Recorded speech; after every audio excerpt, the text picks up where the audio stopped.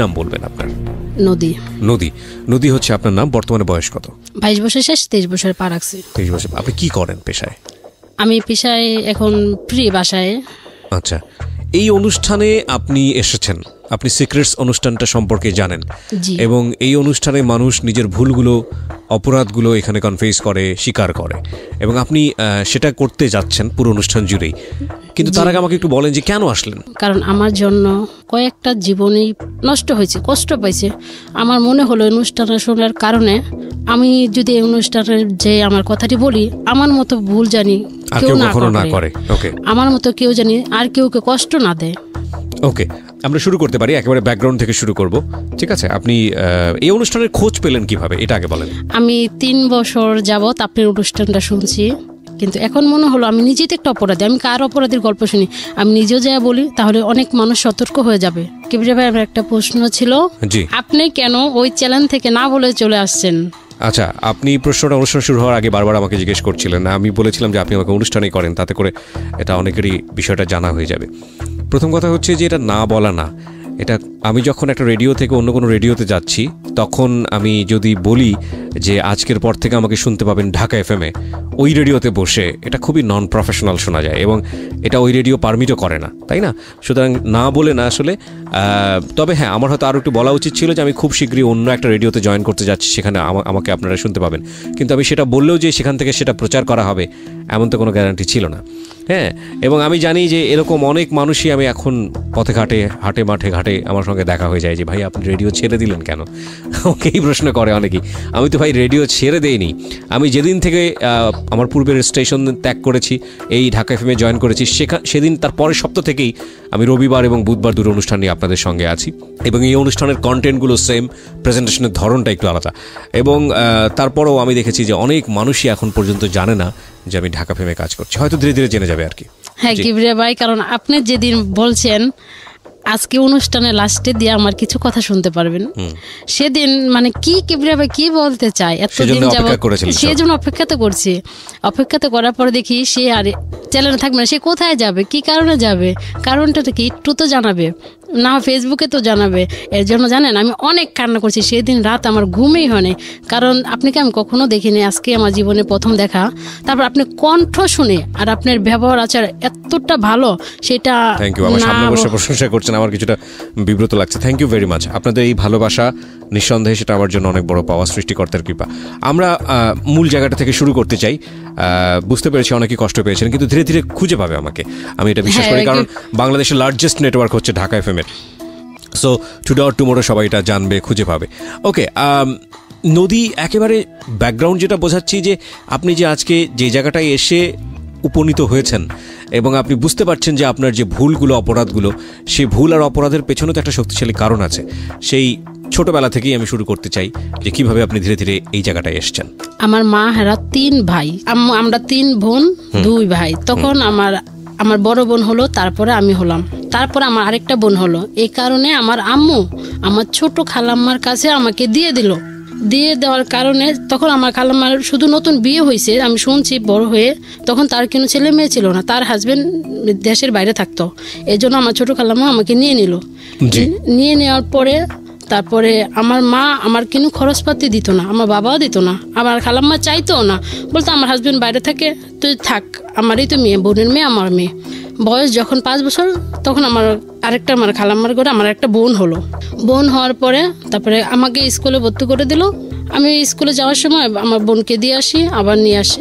বা তারপরে আস্তে আস্তে যখন আমি 6-এ উঠলাম, আমি আবার খুব সাইকেল চালাতে পছন্দ করতাম। আমি সাইকেল নিয়েই, স্কুলটা অনেক দূরে ছিল, সাইকেল চালাই স্কুলে যাইতাম। সাইকেল চালিয়ে স্কুলে যাওয়ার পথে কয়েকটা ছেলে প্রশ্ন করতো, এই মেয়েটা কেন সাইকেল চালায় স্কুলে যায়? সবাই তো এইভাবে সাধারণভাবে যায়, পায়ে হেঁটে যায়, এই মেয়েটা কেন এই সাইকেল চালা যায়? আমরা ওই মেয়ের পাশে পাশে যাব। ঠিক আছে, যাক, সেই নিয়ে আমি কখনো প্রশ্ন করি না।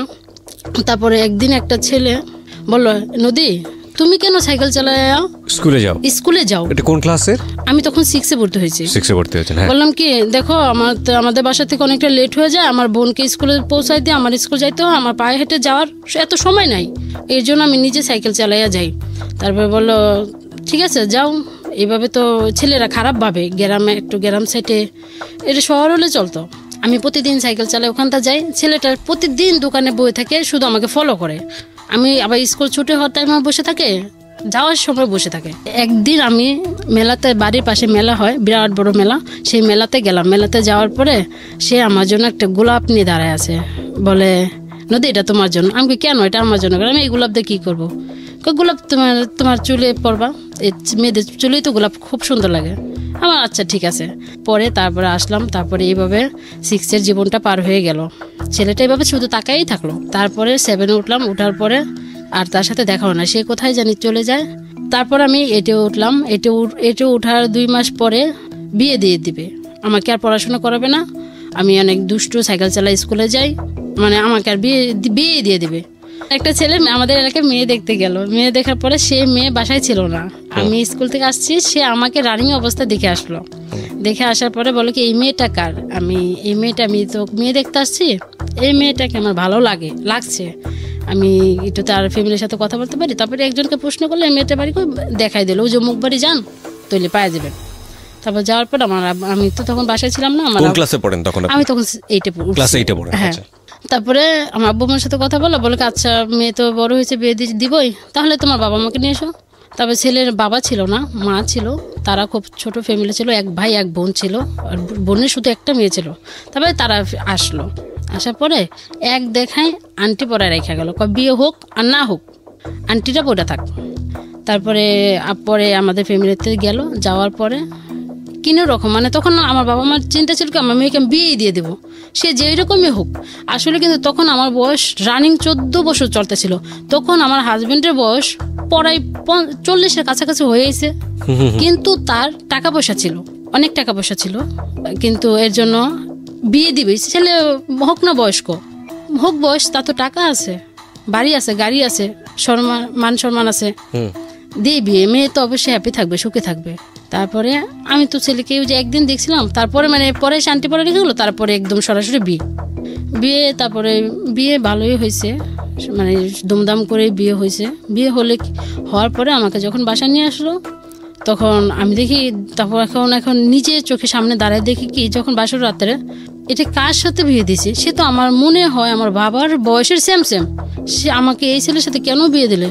আমি তারপর তাকে বললাম, আপনি আমাকে কেন বিয়ে করলেন? আমি তো তোমাকে বিয়ে করছি, তোমাকে একা বিয়ে করিনি, তোমার বাবা মাকে সাক্ষী রেখে বিয়ে করছি।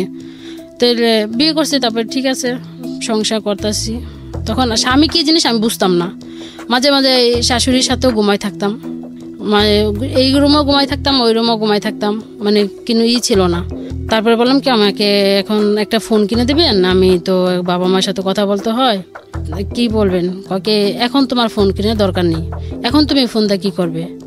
তুমি এখন তোমার যখন একটা বেবি হবে তখন আমি তোমাকে ফোন কিনে দেবো, এছাড়া দিব না। আর ফোন তোমার চালানোও নিষেধ। আর একটা কথা সে বলে রাখছিল শুরুর থেকেই, তুমি কখনো পর্দা ছাড়া বাইরে যেতে পারবে না, তুমি সবসময় পর্দা করে বাইরে যাইবা, তুমি বিনা কারণে গেটের বাইরে বেরোতে পারবে না। আমার সে এখনো পর্যন্ত গেটের বাইরে বেরোতে দেয় না, গেটের বাইরে বেরোতে পারবে না। ঠিক আছে, তখন তো বুঝি না বেরো, গেটের বাইরে না বেরোলে কী হবে? পুরো পাশটা তো ঘরের ভিতরে থাকতেই পাইতাছি, তোর দরকার কি গেটের বাইরে দেওয়ার দরকার? তো যাই না। তো এমন কথা হতে একদিন সে আমাকে আমার বাবা বাড়ি নিয়ে যাওয়ার পরে, মানে বাবা বাড়িতে আসতেছি, তখন বাসে ওঠার পরে একটা লোক পাশাপাশি সিটে বলছে কি, ভাইয়া আপনার মেয়েকে কি শ্বশুর বাড়িতে নিয়ে আইতেছেন? আমি তখন এই কথাটা শুনে কি জানেন না, আমি অনেক কান্না করছি। আমি তারপরে থেকে ভাবি তার সাথে আমি আর কখনো বাইরাবো না। তখন আমি বোরকা ছাড়াই বাইরেছিলাম। যখন এই কথাটা বললো, আপনি কি ভাই আপনার মেয়েকে শ্বশুর বাড়িতে নিয়ে আসতেছেন? আমি কি রে, আসলে কি আমি এটা ভাবি? সে বয়স সবাই তো ভাবে, না হলে সে কেন এই কথাটা বলবে? তখন আমার হাজবেন্ড প্রশ্নের উত্তর দেয়নি, প্রশ্ন উত্তর না দিয়ে আমি কান্না করতেছি। তারপরে সেই লোকটা বুঝতে পারছে আমি তার ওয়াইফই হব, এর জন্য কান্না করতেছি। তারপরে বলল থাক, মানুষের কথা কি হয়। তারপরে আমি বাসায় এসে কিছু বলিনি, আমি তারপরে এভাবে শুয়ে থাকার পরে তারপরে আমার আস্তে আস্তে মানে একটা বেবি পেটে আসলো। বেবি পেটে আসার পরে সে আমাকে এমনি তো বাসা থেকে বাইরে যেতে দেয় না, একদম নিষেধ। এখন যখন 1.5 মাস বেবির বয়স পেটে, তখন বললো তোমার এখন থেকে গেটের বাইরে যাওয়া একদম নিষেধ, শুধু ডাক্তার চেক আপ করবে, বাসায় এসে ম্যাডাম আসবে। 12 তারিখে ডেট ছিল, আমাকে 5 তারিখে সিজার করবে, নর্মালি বাচ্চা নেবে না। তারপরে 5 তারিখে নেওয়া যাওয়ার পরে মানে তখন আমার বয়স 16 বছর। নেওয়া যাওয়ার পরে হাসপাতালে অনেক ডাক্তাররা অনেকটা রাগ হচ্ছে, এত অল্প বয়সের মেয়ে, আপনি এখনই মা। তারপর ঠিক আছে, অপারেশন হলো, মেয়ে হওয়ার পরে তখন আমার হাজব্যান্ড তো অনেকটাই খুশি, অনেকটাই হ্যাপি তার মেয়েকে দেখে, কিন্তু বউ কি হলো সেটা দেখার তার প্রশ্ন ছিল না। মানে বউয়ের খবর না নিলেও চলবে, মেয়েটা ঠিক আছে কিনা এটা হচ্ছে বড় কথা। চলবে, আমার মেয়ে হয়ে গেছে, আমার একটা সংসারের হয়ে গেছে। তারপর ঠিক আছে, মেয়ে নিয়ে অনেকটা হ্যাপি। এখন হাসপাতালে রিলিজ করে আমি বাবা বাড়িতে নিয়ে যাবে, এখন বলে কি না আমার বাড়িতে যেতে হবে। আমার বাবা বলে কি না, আমার মেয়ে এখন তোমার বাসায় যে কিচ্ছু করতে পারবে না, এখন খাটে তো নামতে পারবে না, আমার মেয়ে আমার বাসায় থাকবে। তারপরে আমার হাজব্যান্ড হাসপাতালে বিল সব পরিশোধ করে দিয়ে আমার বাবা বাড়িতে পাঠাইলো। তারপরে নিয়ে আসলো 12 দিনের দিনে। নিয়ে আসার পরে বেবিটা আস্তে আস্তে আস্তে আস্তে মানে মানে করতেছে, মানে এমনভাবে টক করতেছে জানি সে আমাকে ভুলে থাকতে পারে। আমাকে ভুলে থাকতে থাকতে সব সময় দাদুর কাছে থাকে, মানে ওর দাদিকেই দাদু বলা শিখাইছি, মানে দাদা তো নাই, আল্লাহ দাদুর কাছে থাকতো। আর ওর আব্বু তো মিরপুরে কে দোকান আছে জামা কাপড়ের, দোকানের থেকে রাত্রে 11টায় 10টায় যায়, বাবা সবসময় তাদের কাছে রাখতো, আমাকে দিত না তেমন একটা। খাওয়া পড়া গোসল যা আছে সব করতো।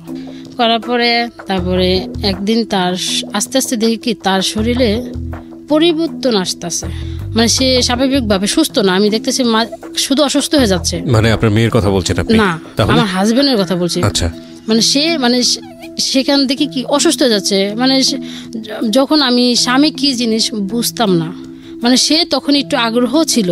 যখন আমি বুঝতে চেষ্টা করলাম সে আমার স্বামী, তাকে দিয়ে আমার সবটাই দরকার, তখন সে আস্তে আস্তে তো দুর্বল হয়ে গেল। দুর্বল হওয়ার তারপরে থেকে আস্তে আস্তে কিবরিয়া ভাই মানে সে আলাদা রুমে থাকা শুরু করলো। এটা বিয়ের কতদিন পরে? বাচ্চাটা হওয়ার 6-7 মাস পরে থেকে। আচ্ছা, বাচ্চাটা হলো কত বছর পরে? বাচ্চাটা বিয়ে 3 বছর পরে হয়েছে। 3 বছর পরে হয়েছে, তার মানে 3.5 বছর 4 বছর পর্যন্ত আপনাদের রিলেশনশিপ একরকম ছিল, ভালোই বলা যেতে পারে। মানে একরকম না, মানে তখন আমি স্বামী কি জিনিস বুঝতাম, তখন আপনি বুঝতেন না, কিন্তু মানে যা স্বাভাবিক চলতো। আচ্ছা, কিন্তু তারপরে যখন আপনি বোঝা শুরু করলেন, যখন আমি সেই সময়টাতে সে আলাদা রুমে থাকা শুরু করলো, তাই বলতে চাচ্ছেন? আচ্ছা, ওকে, আমরা এখানে একটা বিরতি নেব প্রিয় শ্রোতা, ছোট্ট একটা বিরতি। আজকে যেই সিক্রেটসটা এখানে রিভিল হচ্ছে সেটা একটা মানুষের ব্যক্তি জীবনের গল্প, কিন্তু এটা আমাদের সমাজে কিন্তু এই ঘটনা একক না, খুব বেশি রেয়ার না। এই ভদ্রমহিলা কত বড় ভুল করেছে বা কত সিক্রেটস আজকে এখানে রিভিল করবে সেটার ব্যাকগ্রাউন্ডে রয়েছে আমরা। ছোট্ট একটা বিরতির পর আমরা আবারও ফিরবো মাত্র সিক্রেটসে। আপনারা শুনছেন ঢাকা FM 90.4। এই অনুষ্ঠান চলাকালীন সময় আমাদের ইউটিউবে আপলোড হচ্ছে, আপনি চাইলে ইউটিউবে চলে আসতে পারেন এবং অবশ্যই আমাদের চ্যানেলটি সাবস্ক্রাইব করতে ভুল করবেন না। সাবস্ক্রাইব করার পর পাশের বেল বাটনটি অন করে দেবেন, তাহলে আপনার সেলফোনে আপনি জানতে পারবেন আমরা কখন কখন নতুন কন্টেন্ট আপলোড করছি। আমাদের ইউটিউবের ঠিকানা হচ্ছে www.youtube.com/DFM904। আমি আবারও বলছি youtube.com/DFM904। প্লিজ সাবস্ক্রাইব করবেন। প্রিয় শ্রোতা, আপনাদের অসংখ্য অনুরোধে, চাপাচাপিতে এবং জোর করাতে একটা বিশেষ অনুরোধ আমাকে রাখতে হচ্ছে। সেটা হলো, বেশ কিছুদিন আগে বইয়ের ব্যাপারে আমি একটা অফার দিয়েছিলাম যে বইটি যদি আপনি প্রিয় মানুষকে উপহার দিতে চান এবং তাকে যদি আমার পক্ষ থেকে কিছু লিখে দিতে চান, তাহলে সেই সুযোগটি থাকছে। মাত্র 2 দিনের জন্য অফারটি দেবার পর অসংখ্য অনুরোধ আসে এবং এরপর অফারটি বন্ধ হয়ে যায়। আমি সবার জন্য এই অফারটি আরও একবার ওপেন করছি। এখন থেকে শুরু করে আগামী 2 দিন আবার ওই অফারটি আমি দিচ্ছি।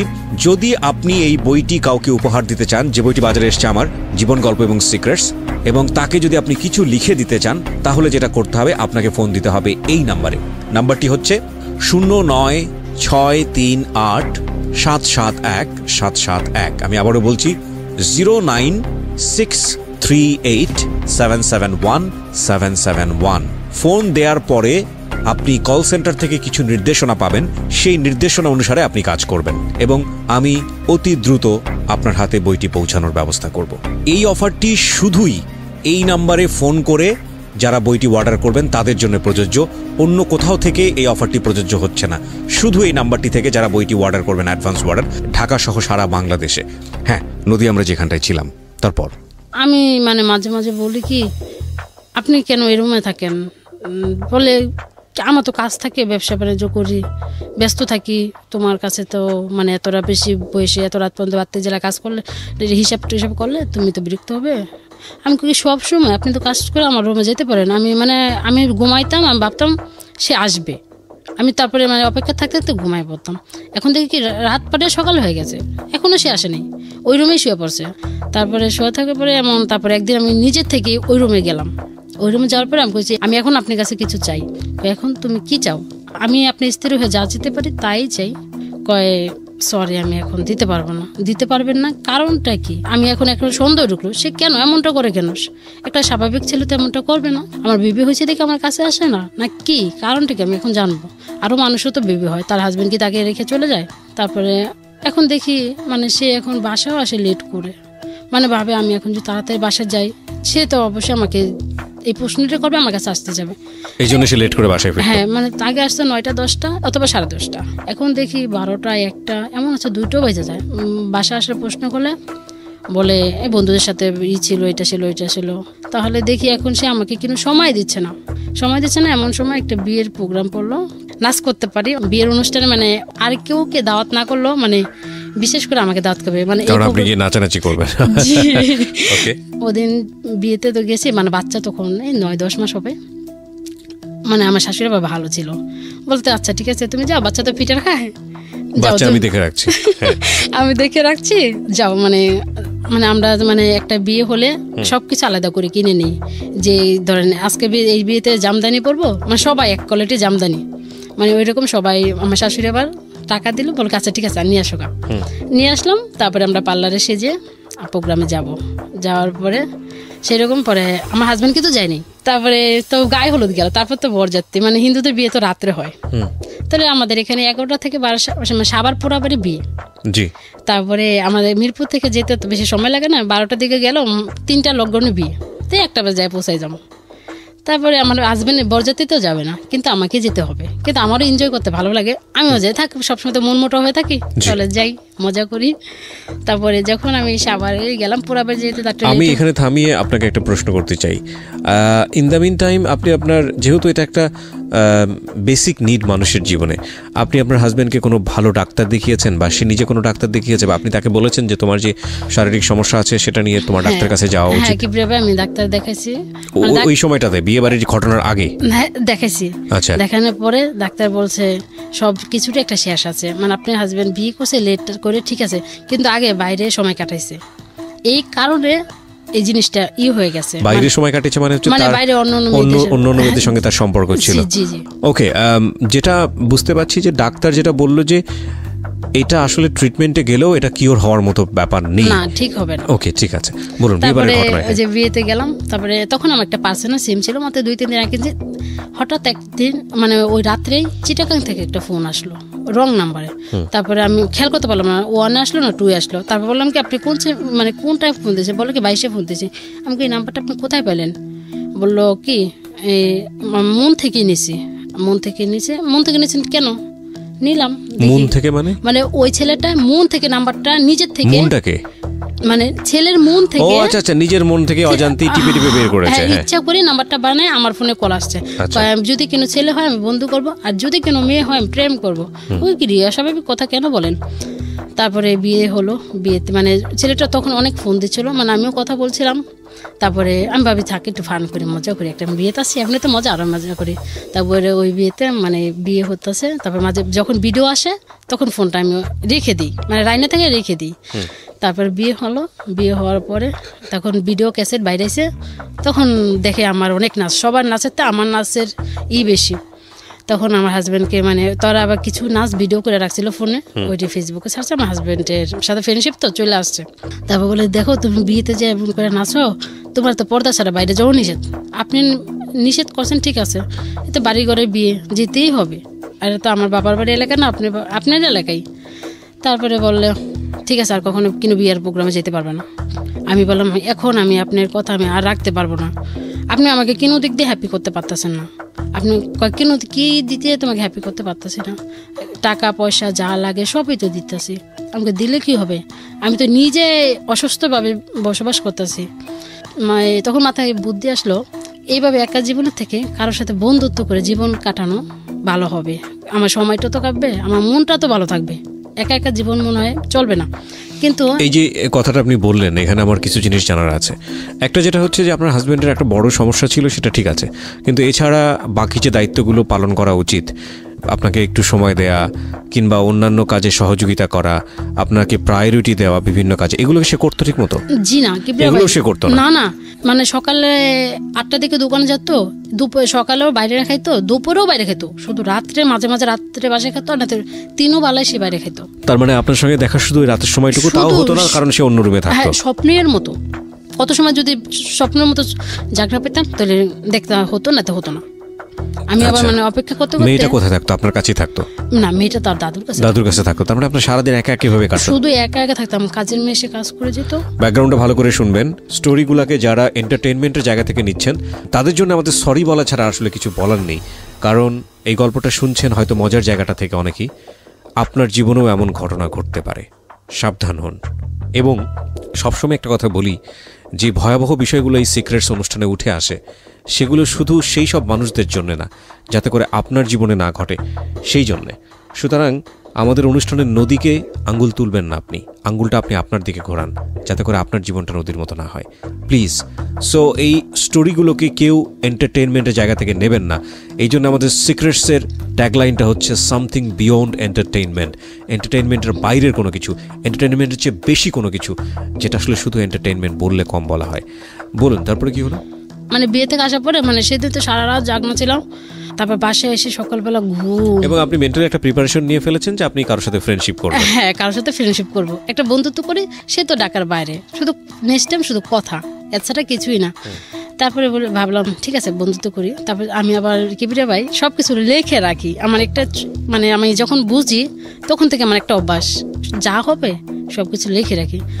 তারপর ওই ছেলের সাথে মানে কথা বলতে বলতে মানে ছেলেটা দেখে এখন ভালোই, মানে ভালো খোঁজ খবর নিতেছে। হ্যাঁ নদী, কি করতেছ, খাইছ, পড়ছ। কিন্তু ছেলেটা আমাকে প্রশ্ন করেছিল, হ্যাঁ তুমি কি ম্যারেজ না অনম্যারেজ? আমি বলছি জি না, আমি ম্যারেজ না, অনম্যারেজ। এটা বলছি, এটা আমার ভুল। তারপর আপনার সামনে বলছি মানে আনম্যারিড। হ্যাঁ, বিয়ে হয়নি আপনার? হ্যাঁ, বিয়ে হয় নাই।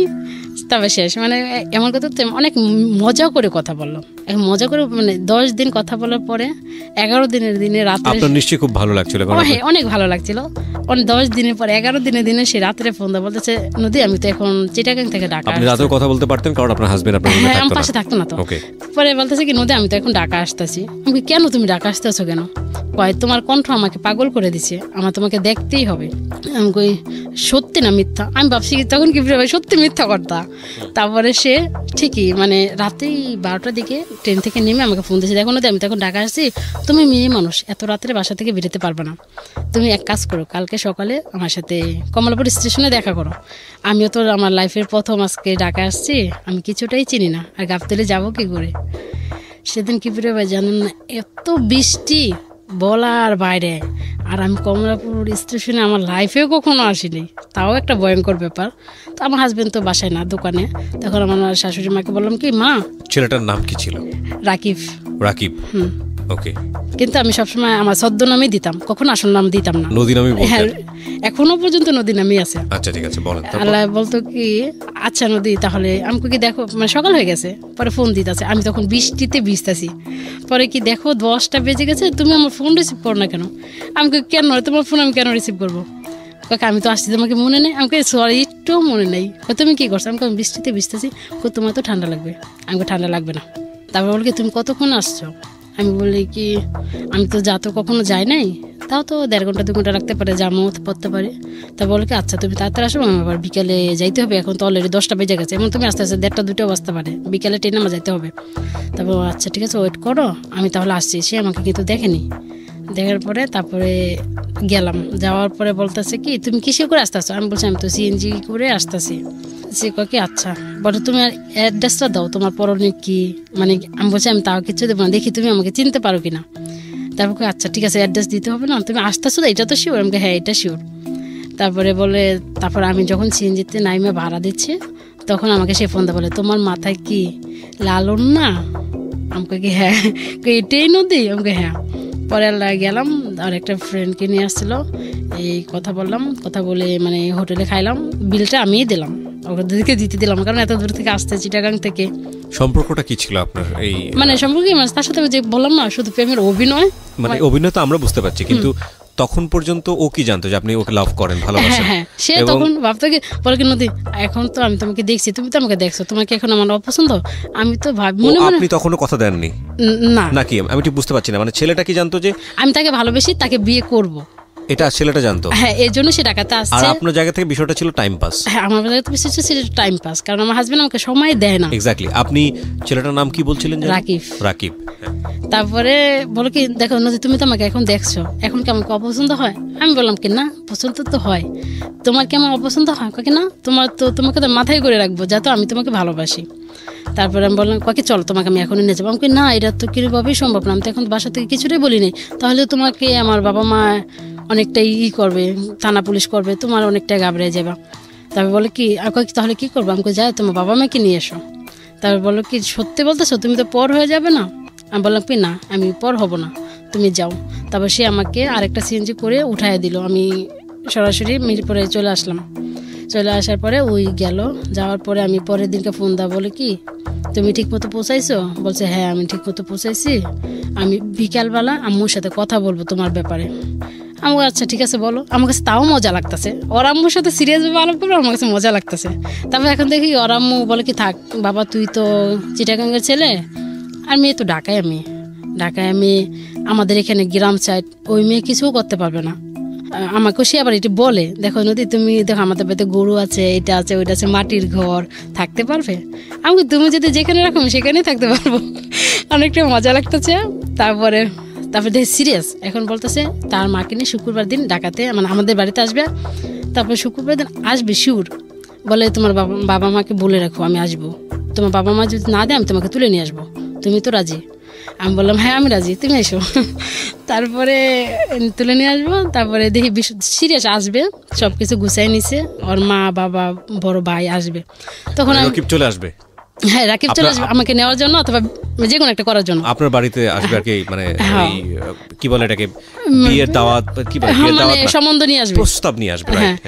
তারপরে আমি বৃহস্পতিবার দিন রাত্রে ওর সাথে কিছুক্ষণ কথা বলে একদম সিমটাই বন্ধ করে দিলাম, ওই জন্য আমার কিনার খোঁজ খবরই না পায়। কতদিনের সম্পর্ক? মাত্র 17 দিন হয়েছিল। মাত্র 17 দিনের মধ্যে এরকম সিরিয়াস হয়ে গেছে? হ্যাঁ, কিন্তু আমার কণ্ঠ ভালো ছিল। আমি এখনো পর্যন্ত ছেলেদেরকে পটাইতে মনে হয় 1 মিনিটও লাগে না। আপনি দিনরাত 24 ঘন্টা রকিবের সঙ্গে কথা বলতেন? ওই 17 দিন, 24 ঘন্টা না, ধরেন 24 ঘন্টা আমি যে 4 থেকে 5 ঘন্টা সময় ওরা দিতাম। এই প্রতিদিন 4 থেকে 5 ঘন্টা? হ্যাঁ। এই পর্যায়ে আমরা একটা বিরতি নেব, বিরতির পর আবারও ফিরে আসবো সিক্রেটসে। আপনারা যারা আমাদের এই অনুষ্ঠানে কান পেতে আছেন তাদের প্রতি কৃতজ্ঞতা। যারা এই অনুষ্ঠানটিতে অংশগ্রহণ করতে চান নিজের জীবনের সিক্রেটসগুলো নিয়ে মানুষকে সংশোধন করবার জন্য, আপনার মতো ভুল যাতে না করে সেই আহ্বানটি সবাইকে করবার জন্য তারা চলে আসতে পারেন। আমরা প্রিয় শ্রোতা, এই অনুষ্ঠানে আসার জন্য যে নাম্বারটি ওপেন রেখেছি 24 ঘন্টা, সে নাম্বারটি হচ্ছে 09611904 আমি আবারও বলছি 09611904904। ফিরছি 2 মিনিট পর। বিরতির পর আরও একবার স্বাগত জানাচ্ছি সিক্রেটসে। আপনারা শুনছেন ঢাকা FM 90.4। এই অনুষ্ঠান চলাকালীন সময় আমাদের ইউটিউবে আপলোড হচ্ছে। আপনি চাইলে ইউটিউবে চলে আসতে পারেন এবং অবশ্যই আমাদের চ্যানেলটি সাবস্ক্রাইব করতে ভুল করবেন না। সাবস্ক্রাইব করার পর পাশের বেল বাটনটি অন করে দেবেন, তাহলে আপনার সেলফোনে আপনি জানতে পারবেন আমরা কখন নতুন কন্টেন্ট আপলোড করছি।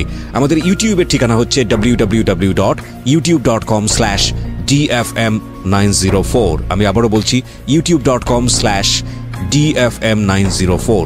প্লিজ সাবস্ক্রাইব করবেন। প্রিয় শ্রোতা, আপনাদের অসংখ্য অনুরোধে, চাপাচাপিতে এবং জোর করাতে একটা বিশেষ অনুরোধ আমাকে রাখতে হচ্ছে। সেটা হলো, বেশ কিছুদিন আগে বইয়ের ব্যাপারে আমি একটা অফার দিয়েছিলাম যে বইটি যদি আপনি প্রিয় মানুষকে উপহার দিতে চান এবং তাকে যদি আমার পক্ষ থেকে কিছু লিখে দিতে চান তাহলে সেই সুযোগটি থাকছে। মাত্র 2 দিনের জন্য অফারটি দেবার পর অসংখ্য অনুরোধ আসে এবং এরপর অফারটি বন্ধ হয়ে যায়। আমি সবার জন্য এই অফারটি আরও একবার ওপেন করছি। এখন থেকে শুরু করে আগামী 2 দিন আবার ওই অফারটি আমি দিচ্ছি। যদি আপনি এই বইটি কাউকে উপহার দিতে চান, যে বইটি বাজারে এসছে আমার, জীবন গল্প এবং সিক্রেটস, এবং তাকে যদি আপনি কিছু লিখে দিতে চান তাহলে যেটা করতে হবে, আপনাকে ফোন দিতে হবে এই নাম্বারে। নাম্বারটি হচ্ছে 09638771771। আমি আবারও বলছি 09638771771। ফোন দেওয়ার পরে আপনি কল সেন্টার থেকে কিছু নির্দেশনা পাবেন, সেই নির্দেশনা অনুসারে আপনি কাজ করবেন এবং আমি অতি দ্রুত আপনার হাতে বইটি পৌঁছানোর ব্যবস্থা করব। এই অফারটি শুধুই এই নাম্বারে ফোন করে যারা বইটি অর্ডার করবেন তাদের জন্য প্রযোজ্য, অন্য কোথাও থেকে এই অফারটি প্রযোজ্য হচ্ছে না। শুধু এই নাম্বারটি থেকে যারা বইটি অর্ডার করবেন, অ্যাডভান্স অর্ডার, ঢাকা সহ সারা বাংলাদেশে। হ্যাঁ নদী, আমরা যেখানটায় ছিলাম তারপরে ওই তো মানে হয় আমাকে অনেক বিশ্রাইছে, আমি তখন এতটা ফিল করিনি। রাকিব শেষের পরে মানে আমার বাবা বাড়িতে আমাকে যেতে দিছে। এখন কিছুদিন আমার ভাই অসুস্থ ছিল, তারপরে এই জন্য আমাকে যেতে দিচ্ছে আমার হাজবেন্ড, মানে 2 মাস থাকতে পারবো। তখন আমাদের বাড়িতে আবার কাজ করতেছিল, ছাদ জ্বালাই দিব। তখন আমার আব্বু বলতেছে, মানে একটা ড্রাইভারের নাম্বার বলতেছে, এই নাম্বারটা আমি বলি, তুমি একটু ওই নাম্বারটা লিখে দাও। তা আমি বলছি খাতায় না লিখে আমার ফোনে সেভ করে ফেলাইছিলাম। তো আমি কতদিন পরে আব্বুর নাম্বারটা দিচ্ছি, সঙ্গে সঙ্গে দেওয়ার পরে মানে নাম্বারটা তো আমার ফোনে ছিলই। তারপরে আমি ওর একটা মিস দিলাম, মিস দেওয়ার সঙ্গে সঙ্গে ওই ব্যাগ দিল। ব্যাগ দেওয়ার পরে অনেকটা দুষ্টামি করতে করতে, আমার বোনও ছিল তখন, আমার বোনটা অনেকটা বড় হয়ে গেছে, তখন দুষ্টামি করতে করতে অনেকটা কথা বলতে বলতে মানে ওই আমাকে প্রেমের অফার করা শুরু করলো। এখন থেকে ভালোই তো কথা তো হচ্ছে। আমি তাকে একদিন বলছি, তুমি কি ঢাকার না ঢাকার বাইরে? সে বলছে আমি চাঁদপুরের, কিন্তু মিথ্যা কথা, সে ছিল ঢাকারই। ওকে, নাম কি ছিল? তার নাম ছিল ইসলাম। ওকে, কিন্তু তাকে আমি কখন ইসলাম বলে ডাকতাম না, সব গাড়ি চালাইতো তো সবসময় রানিংয়ে থাকতো, এই জন্য তাকে আমি রানিং বলে ডাকতাম। ওকে, এই যে 5-6 মাস মানে সম্পর্ক বয়স হলো, মানে কি দেখা নাই, শুধু কথা। কিন্তু হচ্ছে আমাকে অনেকটা লাভ করতো মনে হয়। মানে একদিন যদি তার সাথে আমি কথা না বলতাম, পরের দিন আমার ফোনে 200 টাকা পাঠিয়ে দিত। আমাকে এত টাকা পড়ে কেন, এত টাকা দাম কি? এমন সময় আমার ফোনে 5000 টাকাও জমে গেছে, প্রতিদিন 100 টাকা করে পাঠাইতো। একদিন কথা না বলে 200 টাকা পাঠাইতো। তাই আমি চলতে চলতে বলে কি, নদী আমি তো এখন বর্ষাকাল ফ্রি আছি, তোমার সাথে একটু দেখা করতে চাই, মানে মিরপুর মাজার রোড দেখা করতে আসবে। বলকে আসবে তো? পরে আমাকে আচ্ছা ঠিক আছে আসবো। বলছে আচ্ছা ঠিক আছে, আমি বাসা থেকে বাইরে যেতেছি, তুমিও বাইরে যাও। মানে তখন মাথায় একটা কাজ করছে, বাসা থেকে বাইরে যেতেছে, আমারও বাইরে তো, তাদের চাঁদপুর থেকে আসতে কি এত সময় লাগে, এত কম সময়? তখন বলছে এখানে একটা ফলের দোকান আছে, তুমি এখানে দাঁড়াও। যারপর দেখি সে রিক্সা করে, সাদা লুঙ্গি পরে, কালো শার্ট পরে, মানে মানে আশেপাশে তো আসলে যেভাবে আসে ওইভাবে আসছে। এখন দেখি সে মানে তার সাথে আমার সম্পর্ক হয়েছে, এটা আমি বিশ্বাসই করতে পারি না। সে এত সুন্দর, এত স্মার্ট, এত বিশ্বাস করতে পারি না। তারপরে সেদিন অনেক সময় চটবাড়ির দিক দিয়ে রিক্সা করে ঘুরছি, 500 টাকা রিক্সা ভাড়া নিচে। ঘোরার পরে এই ছেলেটা কত নাম্বার ছিল? 2 নাম্বার। 2 নাম্বার। ওকে, ঘোরার পরে আল্লাহ বললো কি আচ্ছা ঠিক আছে, এখন বাসায় চলে যাও, অন্য এক সময় দেখা হবে না। পরে আমি ওই বাসায় যাওয়ার পরে আমি ওকে প্রশ্ন করলাম, সত্যি করে বলো তুমি কোথা থেকে আসছো, আর তোমার বাসাটা খুব চিনা চিনা লাগে। আমি আগেও বলছি, এখনও বলি। বলে কি আচ্ছা বললে তো তুমি যাবে না, তুমি তো মানে ঢাকায় মেয়ের ছেলের সাথে কখনো কথা বলতে চাও না, আমাদের বাড়ি তোমাদের এলাকার আশেপাশে বৈলাপুরে, তার থেকে তো আমার কাটতে হবে। সেই জন্য এলাকার এমন আছে, আজকে দেখা করছে, কালকে এমন আছে, কথা বলতে বলতে পারে আমি তোমাকে নিয়ে এমন এক জায়গায় যাবো। আমার তখন এটা পছন্দ হয়নি। তারপর আস্তে আস্তে তাকেও ব্লক করলাম। ব্লক করার পরে ওই বিভিন্ন নাম্বার ফোন দেয়। তারপর যা সিমটাই বন্ধ করে দিলাম। সিমটা বন্ধ করার পরে এমন করে 2টা সিম হয়ে গেল। আমি 6-7 মাস পরে ওইটা বন্ধ করে আবার নতুন করে সিমটা, ওই আগের সিমটা ওপেন করছি। খোলার সাথে 3-4 দিন পরে সে আমাকে ফোন দিছে, রাকিবি দেখুন কি নদী তোমার ফোন বন্ধ কেন, তোমার কি হয়েছে? আমাকে দেখ রে ভাই, আমার অবস্থা না খুবই খারাপ ছিল রে ভাই, ফোনটা হারিয়ে গেছে, সিমটা হারিয়ে গেছে, আর উঠাইতে পারিনি, এই জন্য তোর সাথে আমার দেখা হয়নি, কথা হয়নি। আচ্ছা এখন তুমি কেমন আছো? আমাকে এখন আমি ভালো আছি। কাকি এখন আমি আসি, তোমাকে বিয়ে করবো তো, আমি তো এখনো তোমার জন্য পাগল আছি। আমি তুমি বিয়ে করবি? আমার তো বিয়ে হয়ে গেছে। এটা আপনি বললেন? মানে এটা বললেন এই কারণে যাতে করে সম্পর্কটা শেষ হয়ে যায় আর না আগায় সামনের দিকে। তারপরে ওর মানে ওই একটা হোটেলে জব করতো, স্টাফ ছিল, আর ওর একটা মামা ছিল। মামা কি মানে সমান বয়সে 2-1 বছর বড় ছোট হতে পারে, মানে হোটেলের ম্যানেজার ছিল। মানে ওই অনেক মেয়েদের সাথে অনেক দুষ্টামি করে দেখে মানে ওর ফোনটা মামার কাছে জমা রাখতো। তা মাঝে মাঝে আমিও ফোন দিলে আল্লাহ মামা রিসিভ করে বলতো কি আচ্ছা আপনি পরে ফোন দেন, আমি ওই আসলাম বলবো। তারপরে মামার সাথে 2-1 দিন কথা বললাম। মামা তারপরে আমার নাম্বারটা মামার ফোনে সেভ করে নিল, আমি বুঝতেও পারিনি। এক সময় মামা আমাকে কয়েক মাস পরে ফোন দিল। ফোন দিয়ে বলো কি তুমি কি নদী? আমাকে হ্যাঁ আমি নদী। আমি কন্ট্রোশনে বুঝতে পারছি এটাই সেই মামা। আর তারপরে বুঝতে পারার পরে বলে কি আমি তোমাকে একটা কথা বলতে চাই। আমাকে কি? আমি না তোমাকে অনেক বেশি ভালোবাসি, আমি সেটা তোমাকে জানাইতে চাই। আমাকে কেন ভালোবাসবে? আচ্ছা আমি ওই মামা ডাকতে থেকে আমিও মামা ডাকতাম। আমাকে ঠিক আছে, এটা পরে আমি আপনাকে উত্তরটা দেবো। সেদিন ছিল 5 তারিখ। বলে আচ্ছা তুমি আমাকে 6 তারিখে উত্তর দেবা। তারপরে আমি 6 তারিখে ভাবলাম আমি এখনও উত্তর বিশ্রাই পাইনি, 7 তারিখে দেবো। তারপর ভাবলাম তার সাথে মজা করছি, তার মামার সাথে একটু মজা করি, টাইম পাস তো টাইম পাসই, আর সে তো ঢাকার বাইরে। তারপর সেই মামার সাথে কথা বলতে বলতে 7 তারিখে বললাম হ্যাঁ বলার পরে তারপরে কথা চলছি। আবার এই দিনে 3-4 ঘন্টা কথা চলছে। কথা চলার পরে মামা একে বলকে আমি তো তোমাকে সম্পর্ক করছি, আমি তোমাকে বিয়ে করব। আমি কিভাবে বিয়ে করবে? ফোনে বিয়ে করবো। ফোনে বিয়ে করবে কিভাবে? ফোনে কোনো সময় বিয়ে হয়? তুমি তো আমাকে দেখলো না। ওকে আমি তোমাকে দেখি নাই, তোমার কণ্ঠ শুনে আমি তোমাকে ভালোবাসি, তুমি আমাকে ফেসবুক আইডিতে ঢুকে আমাকে দেখো। আমি চাবো না তুমি আমাকে ফ্রেন্ডশিপ পাঠাও না, শুধু আইডিতে ঢুকে আমাকে দেখো। তারপরে ঠিকই আমি তাকে দেখলাম, দেখি কি আছে মোটামুটি ভালো। আমাকে থাক, দেখছি তো ছেলে হলে হয়েছে। মানে আপনার ভিতরে একটা পৈশাসিক আনন্দ হচ্ছিল ছেলে হলে হয়েছে, যেমনই ছেলে হলে হয়েছে। তারপরে 15 তারিখে বলে আমি একটা মাজারে যাবো, সেদিন ছিল শুক্রবার। আমি একটা মাজারে যাবো, মাজারে যেয়ে আমি যা যা বলবো তুমি মানে হ্যাঁ বলবে। আমি কাছে ঠিক আছে, মানে মাজারে গেল, যাওয়ার পরে বিয়ে যেভাবে হয় ওইভাবে মানে বলতেছিল। তারপর লাস্টে বলে কি আচ্ছা তুমি কবুল বলো। তারপর 3-3 বার কবুল। আমি এমনি মজা করে বললাম, আমি তো মজা ফান। সে কিন্তু আমাকে দেখে নাই, মানে ওইভাবে ওই আমাকে স্ত্রীর ভাবে মেনে নিচ্ছে। পয়লা বৈশাখ আসলো। পয়লা বৈশাখ আসার পরে মানে ওই আমাকে বলতেছে তুমি তো আমার স্ত্রী, তুমি তো আমার কাছে কখনো কিছু চাও না, শুধু নেক্সট টাইম তোমার ফোনে যখন কিছু টাকা না থাকলে আমি শুধু টাকাটা পাঠাই, এছাড়া কিছু চাও না। তাহলে এখন পয়লা বৈশাখে তোমার জন্য 5,000 টাকা পাঠাই, একটা বিকাশ নাম্বার দাও। আমি না 5,000 টাকা কেন পাঠাবা? আমার তো কিবিরা ভাই মানে টাকা পয়সার কিন্তু কিছু অভাব নেই, আমি টাকা দিয়ে কী করবো? আমার শুধু একটা এনজয় করা, মজা করা, এটাই। তারপরে তোর তুমি আমাকে স্বামী হিসেবে মানো না? আমি কি মানবো না কেন? তাহলে টাকা নিবে না কেন? আমি বললাম আচ্ছা এখন লাগবে না, এখন রাখো, আমার যদি কখনো দরকার লাগে আমি তোমার কাছে চেয়ে নেবো। আচ্ছা ঠিক আছে, আমি রেখে দিলাম, তুমি কিন্তু চেয়ে নেবে, এটা আমাকে সাবধান।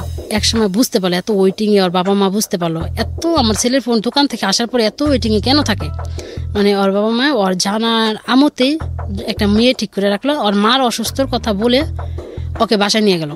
বাসায় নিয়ে যেয়ে ওকে জোর করে বিয়ে করে দিল। পরে সে বাসর ঘর থেকে বউ রেখে আবার রিটার্ন চিটাগাং চলে আসলো। তারপর বাবা মা তো বিস্তারিত আছে আমার ছেলে কই গেল।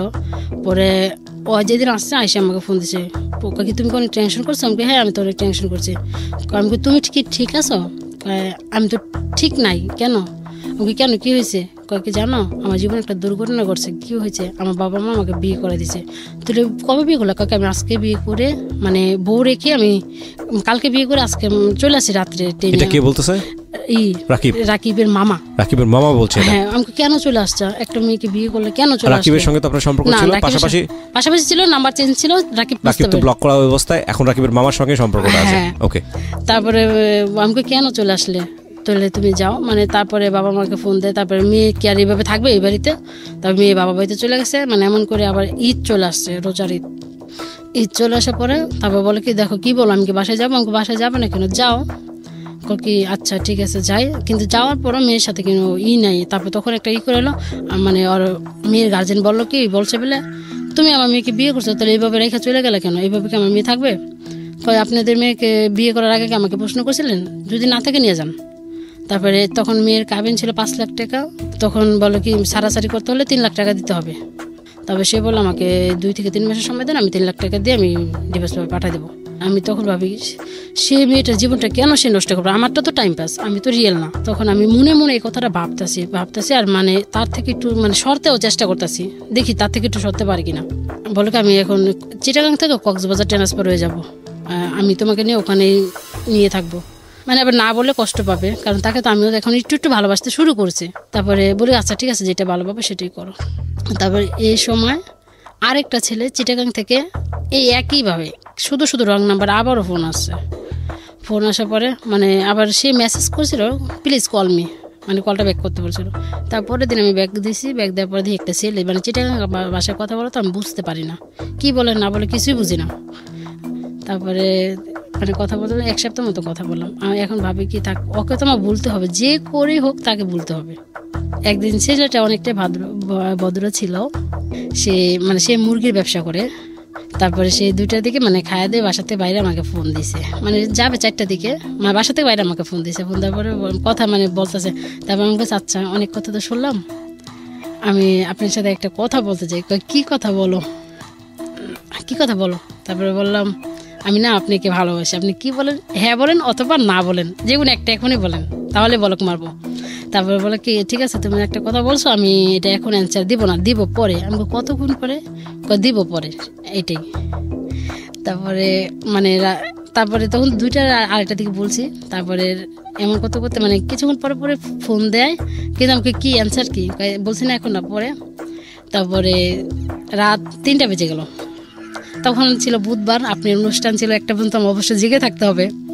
তারপর অনুষ্ঠান শোনার পরে আবার ফোন দিয়েছি, পরে বল কি আচ্ছা আমি আর 1-1.5 ঘন্টা লাগবে, ফ্রি হয়ে তোমাকে জানাবো। তারপরে ফ্রি হয়ে জানালো হ্যাঁ আমি তোমার অ্যান্সারে রাজি হওয়ার পরে তারপরে মানে এবার কথা চলতে আছে। ওর মাল শেষ হয়ে যায় 3টা 3:30, ওই বাসা যায় 6টায় 7টায়, মানে তখন পুরো কয়েক ঘন্টা আমাকে সময় দেওয়ার পরে মানে রাকিবের মামা আমাকে লক দিচ্ছে। তখন আমি না ঠিক আছে, আমি যেটা বুঝতে পারছি সেটা হচ্ছে যে আপনি চাচ্ছেন রাকিবের মামার বিয়ের সংসারটা ভেঙে না যাক, হ্যাঁ এবং এই জন্য আপনি মানে আস্তে আস্তে ওর জীবন থেকে সরে যেতে চাইতেছি। মানে যখন অন্য কারোর উপর ইনভলভ হচ্ছেন, হ্যাঁ আমি ভাবছি তাকে আমি 3-4 ঘন্টা সময় দিলাম, এখন যদি আমি 2 ঘন্টা সময় দিই আমার আস্তে আস্তে কমে যাবে। এটা তো আপনার জন্য নেশার মতো হয়ে গেছে, আপনার কারো না কারোর সঙ্গে কথা বলতেই হয়, হ্যাঁ না হলে আপনার ভালো লাগে না, রাইট? হ্যাঁ আমারও কথা বলতে হয়। তারপরে আমি তার লাইফ থেকে সরে যাবো, অন্য কারো লাইফে যাই একটু এনজয় মজা করবো। তারপর আমি এখন ওই ছেলের সাথে কথা বলে মাঝে মাঝে রাকিবের মামা আমাকে ফোন দিয়ে ওয়েটিংয়ে পায়। আমার ফোন ওয়েটিং পেলে ওর মাথা অটোমেটিক গরম হয়ে যাবে। আর ওই যে মিঠু এই ছেলেটা অনেকটাই ভালো, মানে ওয়েটিংয়ে পাইলো, মানে একটা ভুলভাল দিয়ে একটা প্রশ্ন দিয়ে কাটে পেতাম। তাহলে ভাবি 2টা সিম নেই, 2টা ফোন থাক, তাহলে দুজনকে সময় দিতে পারবো। তারপরে ওই রাকিবের মামা কি করলো, এক পর্যায়ে মেয়েটাকে ডিভোর্স দিয়ে দিল। হ্যাঁ, ডিভোর্স দেওয়ার আগে আপনার সঙ্গে কথা বলেছিল যে এরকম? না, আমাকে বলে নাই। ডিভোর্সটা কি আপনার কারণেই হয়েছে? আমি ভাবে মনে হয় আমার কারণেই হয়েছে। আমি তো যদি তাকে এমন করে ভালোবাসার অফার না করতাম, মানে এমন করে না জড়াইতাম, তাহলে তো মনে ডিভোর্স তো হতো না। কিন্তু আপনার সঙ্গে জড়ানোর পরে তো সে বিয়ে করেছে। হ্যাঁ, তাহলে সে বিয়ে কেন করলো? বিয়ে বাবা মা জোর করে করছে। যদি বলছে যদি বিয়ে না করস তাহলে আমি আর তোর বাবা মারা যাবো। ঠিক আছে, তো ডিভোর্স হয়ে গেল। হ্যাঁ, তারপরে মানে কথা বলতে মানে এক সময় দেখি কি মানে ওয়েটিংয়ে পাইলো, রাত বাজে 2টা, মানে ওই ছেলেও ফোন দিয়েছে, মিঠুও ফোন দিয়েছে, রাসেলও ফোন দিতেছে। মানে ওয়েটিং পাওয়ার পরে বললাম কি আমার রাসেল তুমি এই মুহূর্তে কল দাও, মানে এই মুহূর্তে আর অডিও কল তো মানে হয় না। ওকে, রাসেলটা হলো যার বউ ডিভোর্স হয়ে গেছে, রকিবের মামা। আর আরেকটা ছেলে যে মিঠু। রাসেল এবং মিঠুর দুজনের সঙ্গে আপনি চালিয়ে যাচ্ছেন। হ্যাঁ, পরে বললাম কি তার আবার 2টা ফোন কিনলাম। তাহলে কথা কি মানে 2 হেডফোন দিয়ে দুজনই লাইনে রাখতাম, দুজনের সাথে একই কথা চালাই যেতাম। মাঝে মাঝে কোনোটা রাগ করে আমাকে উল্টা পাল্টা কথা কমো, তাহলে একটা না একটা রাগ করে কাইটা দেবো, তাহলে একটার সাথে চালিয়ে যাও। একটা গন্তব্যহীন একটা রিলেশনশিপ। এবং আপনার জায়গা থেকে যে শুধু টাইম পাস, মানে আপনাকে কোম্পানি দেওয়ার কেউ নাই, এটার উপর বেসিস করে আপনি ছেলেদের সাথে এই ধরনের মিথ্যা অভিনয় করে যাচ্ছেন। আচ্ছা, তো এই সম্পর্কের মধ্যে কি অনৈতিক? পুরো সম্পর্কটাই অনৈতিক। তারপরে জিজ্ঞেস করছি, আপনাদের মধ্যে ভার্চুয়ালি কোনো মানে ফোনের মাধ্যমে কোনো অনৈতিক সম্পর্ক তৈরি হতো কিনা? হ্যাঁ।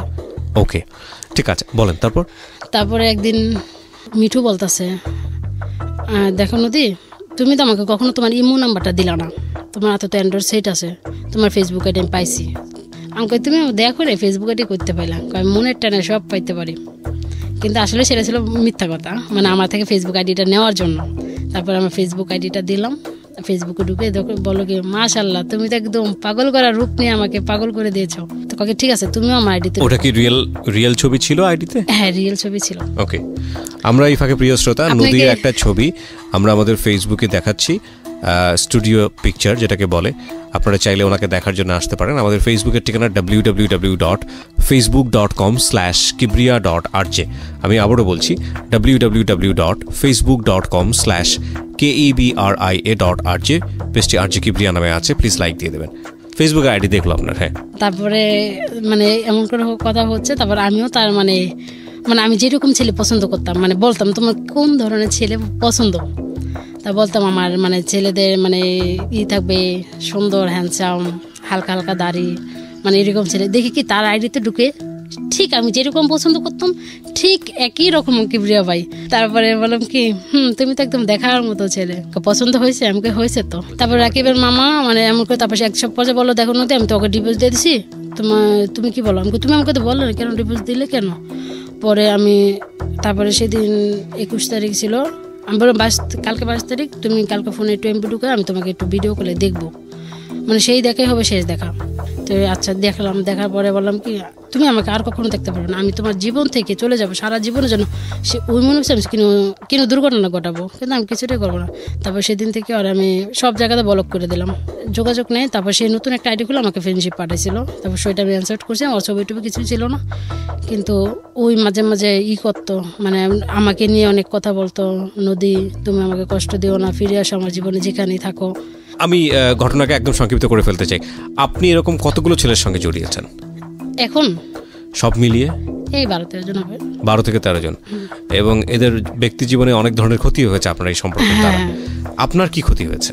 আমার ক্ষতি হয়েছে কি, মানে আমাদের এলাকার মানে একটা ছেলে আমাকে কাকিমা বলে রাখতো। আমাদের কেন না, ছেলেদের বাড়ি হয়েছে মানে সিঙ্গারে, মানে আমাদের এখানে ভাড়া থাকতো। আমাদের বাড়িতে গেটে ঢুকতো না, মানে ফলো করতো। সে এমনি মাঝে মাঝে আসতো, কথাবার্তা বলতো, শেষ। আমার শাশুড়ি মাও থাকতো, আমার বাগ্নিও থাকতো। মানে সে আসতে আমাদের বাসায়। আসার পরে মানে আমার মেয়েটা তখন আমার কোলে ছিল, মানে 8টা বাজে তো, মানে ছোট মানে ঘুমায় যাবে, ঘুমাচ্ছে। তখন আমি ওরে শোয়া মানে ই করলাম, মানে মুসুরিটা টানাচ্ছি, মুসুরি টানা। সে মানে কয়েকটা সেলফি নিছে আমার, আমি জানি না সে কেন সেলফিটা নিছে, এমন নিছে। সেলফিটা নেওয়ার পরে মানে কিছু লোক মানে হঠাৎ করে মানে মেয়েটা শোয়ার পর মানে ওরা হঠাৎ করে আমার রুমে ঢুকে পড়ছে। আমার শাশুড়ি ছিল, বাগ্নি ছিল, ওরা ওই রুমে ছিল, আর ছেলেটা আমার রুমে ছিল। মানে হেরা ভাবছে কি না কি কথা, কি বুঝবে। আজকে আমি সত্য কথা বলতেছি, তার সাথে আমার এমন কোনো সম্পর্ক ছিল না। হঠাৎ করে আমার রুমে এসে বলা যায় তুই এই বিত্তে সুস্কিলগা, বলার পরে সেও থুতু খাই গেছে। কি রে, কি হলো, কি কারণে এলাম, কি হলো। পরে তাকে অনেক মারলো। আমাদের বাড়ির পাশে একটা ক্লাব আছে, মানে এলাকার নেতা ফেতাদের, ওরা ওই ক্লাবে নিয়ে গেলে অনেক মারলো, কিন্তু আমাকে কিছু বলে নেই। তখন আমি বলছি আমাকে তোমরা কিচ্ছু করতে পারবে না, আমার হাজব্যান্ড আছে, তাকে তোমরা ফোন দানো, সে যদি আমাকে ছেড়ে দেয় তাহলে দিবে, তোমাদের বিচারে রায় যদি আমাকে ছেড়ে দেয় তাহলে দিবে, আর আমার হাজব্যান্ড যদি আমাকে নিয়ে খায় তাহলে তোমরা কিছু বলতে পারো না, আমার গায়ে একটা হাতও দিবে না। তারপরে বলতেছে ঠিক আছে, ওই তো এবারে বউ, ওরা কিছু বলতে হবে না, ওরে মার দিকা, ওর ইচ্ছা মতো। কিন্তু ওরা অনেক মারছে, মারার পরে রাত্রি ওরা আমার হাজব্যান্ড দোকান থেকে আসছে, আসার পরে রাত্রে মানে এলাকার অনেকজন, কি বলবো কি রে ভাই, আমি তখন লজ্জায় মাথা হেট হয়ে গেছে। আমি কি করলাম, কি হলো, কিছু তো হলো না কেন। পরে আল্লাহ বিচারে ডাকানোর পরে বললো তুমি যদি মানে সব বিচার যা সব কিছু হলো, ওই ছেলের সাথে আমার কখন দেখা হবে না, কথা হবে না, আমার নাম্বার চেঞ্জ, ছেলের নাম্বার চেঞ্জ, সব কিছু মেনে নিল। এখন বলতেছে তুমি যদি এই বউ নিয়ে খেতে চাও তাহলে তোমার 1 লক্ষ টাকা জরিমানা দিতে হবে, আজ না দিলে কালকে ভিত্তি দিতে হবে। তারপর আমার হাজব্যান্ড মানে 1 লক্ষ টাকা, এটা এই সাধারণ কাজের জন্য, আমি একটা এলাকার ছেলে, এই সাধারণ কাজের জন্য 1 লক্ষ টাকা জরিমানা, তোমরা এটা কী বলো, ডাকাতের কথা বলো। তারপরে সে বললো ঠিক আছে 50,000 টাকা কালকে নিয়ে নিও। আমার হাজব্যান্ড পরের দিন 50,000 টাকা দিয়ে দিল। 50,000 টাকা দেওয়ার পরে তারপর সে আমাকে প্রশ্ন করলো তুমি কি সত্যিই বলো এমন ধরনের কাজে জড়িত আছো? আমি বললাম না, আমি এমন ধরনের কাজে জড়িত নেই, তোমার প্রবলেম থাকতে পারে ঠিক আছে, কিন্তু আমি এমন কাজ কখনো করতে পারি না। তারপরে কি ভাই জানেন, সে আমার দুলাভাই আসছিল, মানে আমার বাবা বাড়িতে কাউকে জানায়নি, শুধু আমার। আপনার এই ঘটনা মোটামুটি সবাই জেনে গেল? সবাই জেনে গেল, মানে এলাকা সবাই জেনে গেল, মানে অমুকের বউ এই কাজটা করছে, কিন্তু একদম মিথ্যা। আমি আজকে আপনার সামনে মিথ্যা কথা বলবো না, আজকে সবাই শুনবে এই ঘটনাটা। তারপর বলছে ঠিক আছে তুমি আর কখনো কারোর সাথে কথাবার্তা বলো না। আমি তখনই বলছি এই ফালতু ছেলেদের সাথে কথাবার্তা বলো না, আর বাড়িতে আসতে দিও না। কেন দিস জাগা, ওরা ওইসব আপদ বেলা গেলে কি হইব। আমি বললাম দেখো এমন ঘটনা, এই জন্য আমি ডাকাইছি, এর জন্য কিছুই না, আমি জানি। তারপরে ছেলেটা মানে সেদিন আমি বুঝতে পেরেছি ঘটনা অনেক জটিল, অনেকগুলো ছেলে যেহেতু আপনার সঙ্গে ভাবে ইনভলভ হয়েছে, সুতরাং তাদের ব্যক্তি জীবনে অনেক ক্ষতির সম্মুখীন তারা হয়েছে। শেষমেশ কি দাঁড়িয়েছে, এখনকার কি অবস্থা? এখনকার অবস্থা মানে সবাই আমার জীবন থেকে আমি ইচ্ছা করি মানে আস্তে আস্তে ছাড়াই দিছি। এখন শুধু আছে মিঠু। মানে আজকে আমি ওকে বলছি এমন ঘটনা আমি FM যা বলবো, তুমি প্লিজ আমার গল্পটা শুনো। মানে ওই শুনবে বলছে, শোনার পরে সম্পর্কটা শেষ হয়ে যাবে আমি ভাবছি। তো আপনি আমাকে একটা কথা বলেন, হাজবেন্ডের সমস্যার সমাধান কি হয়েছে? না, সমাধান হয়নি। তো হাজবেন্ডের এই সমস্যার সমাধান না হওয়ার প্রেক্ষাপটেই আপনি এমন একটা দিন শুরু করেছিলেন, এমন একটা জায়গাতে শুরু করেছিলেন মানুষের সাথে টাইম পাস করা। কেউ হয়তো বা সেটাতে হাজবেন্ডেরই দোষ ভাববে, কিন্তু আপনার হাজবেন্ড তো কারেকশন হয়নি। আপনি এতগুলো ছেলের সঙ্গে অনৈতিকভাবে জড়ালেন, সেটা ফোনের মাধ্যমে হোক আর যেভাবেই হোক না কেন, আপনি তো শেষমেশ সুখের দেখা পেলেন না। পেয়েছেন কি? না, মানে যেমনটা আছে, মানে পুরা পাশটা সবই আছে, শুধু একটা অভাব, তার ভালোবাসা থেকে আমি বঞ্চিত। তো এই জিনিসটা যেহেতু আপনি অন্যায়ভাবে পেলেন না, তাহলে মানুষদেরকে আপনি কি সাজেশন দিবেন? আজকের অনুষ্ঠান থেকে কি বলার আছে যারা শুনছেন আমাদের এই সিক্রেটস? প্রথম কথা হলো, কিন্তু বাবা মা জানে এমন বয়স্ক লোক দেখে অল্প বয়সে মেয়েদেরকে বিয়ে না দেয়। ওকে। দ্বিতীয় প্রশ্ন হলো, আমার মতো করে জানি কিন্তু ছেলেদেরকে না ঠকায়। ওকে। তৃতীয় প্রশ্ন হলো, মিঠু তুমি আমাকে পারলে ক্ষমা করো, আমি জানি তুমি আমার গল্পটা শুনবে, তুমি এখনো তুমি লাইনে আছো, আমাকে ফোন দিচ্ছ, তোমার জি। ফোনটা রিসিভ করতে পারতাছি না, তুমি পারলে আমাকে ক্ষমা করে দিও। তুমি শপথ নিয়েছিলে তুমি মারা যাওয়া পর্যন্ত বিয়ে করবে না, তুমি আমাকে দেখে বিয়ে করতে রাজি হয়েছো। এবং কিবরিয়া ভাই আমি একসময় পর্যায়ে বলে দিচ্ছি, দেখো আমার বিয়ে হয়েছে, আমার একটা মেয়েও আছে। তারপরও সে রাজি। তারপরে বলে কি, আমার তো বয়স হয়েছে মোটামুটি অনেকটাই, 2 ভাই বিয়ে করছে, আমার বয়স হয়েছে, তাহলে আমি আমার ফ্যামিলি এক পর্যায়ে ফ্যামিলিকে বলে দিল কি, আমি ঢাকায় মেয়েকে বিয়ে করে ফেলেছি, আমার তো একটা বাচ্চাও হয়ে গেছে, তোমরা বকা সকা করবা দেখে আমি আমার বউ বাচ্চা বাসায় আনতে পারি না, তোমরা এখন কি বলো। তারপর এই কথা শুনে ওর মা ওকে অনেক অনেক আদর করে, বলে আচ্ছা ঠিক আছে, বিয়ে জানি করছো তাহলে তো বউ বাচ্চা আনতেই হবে। মানে এতটা বেশি অ্যাডভান্স হয়ে গেছে শুধু ফোনে কথা শুনে। হ্যাঁ, তারপরে আমিও ওর ফ্যামিলির সাথে কথা বলতাম। প্রিয় শ্রোতা, আমরা এইখানে এন্ডিং মার্ক টানছি। আজকের এই স্টোরিটা অনেক বেশি ছোট ছিল, আপনারা নিশ্চয়ই জানেন। ছোট হওয়ার পেছনে একটা যুক্তিসঙ্গত কারণও আছে। নদীর সিক্রেটস এখানে শেষ হচ্ছে। ইনফ্যাক্ট এই স্টোরিটা আমরা আরও ইন ডিটেলে যেতে পারতাম, সেটা আমরা যাচ্ছি না এই কারণে যে বিষয়গুলো অনেক সময় রুচিসম্মত হবে না অনেকের কাছেই। আর আমরা আসলে মূল মেসেজটা আপনাদেরকে দেবার চেষ্টা করেছি। নদী যতটুকু বলেছে আমার মনে হয় মূল মেসেজটা অনেকখানি পরিষ্কার।